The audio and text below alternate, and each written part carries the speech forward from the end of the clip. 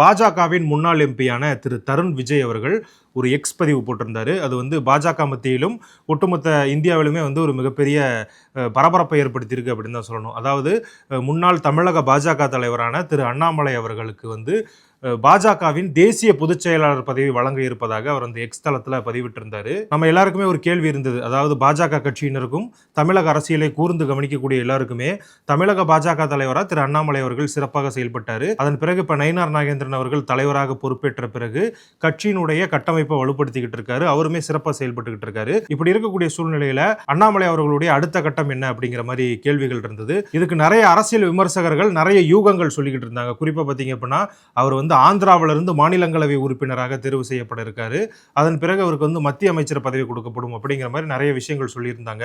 ஆனா இப்ப தருண் விஜய் அவர்கள் சொல்லியிருக்கிறது கிட்டத்தட்ட ஒரு அதிகாரப்பூர்வமான ஒரு அறிவிப்பு மாதிரி தான். ஏன் அப்படின்னா ஒரு முன்னாள் எம்பி அவருக்கு வந்து எந்தவித சோர்ஸும் இல்லாம இந்த மாதிரியான தகவல்களை வெளியிட்டு இருக்க மாட்டாரு.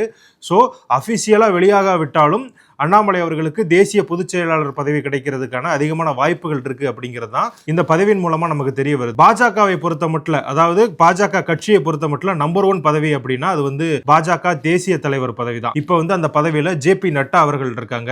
பாஜக தேசிய பொதுச் செயலாளர் அப்படிங்கிற பதவி நம்பர் 2 பதவி. இந்த 2 பேருக்குமே பதவி காலம் அவங்களுடைய டென்யூர் வந்து முடிவடைகிறதுக்கான வாய்ப்பு இருக்கு. எப்படி அண்ணாமலை அவர்களுடைய டென்யூர் முடிஞ்சு நயினார் நாகேந்திரன் அவர்கள் வந்து புதிய தலைவரா பதவி ஏற்றாரோ அதே போல ஜே.பி. நட்டா அவர்களுக்கும் பதவி காலம் முடிய இருக்கிறது.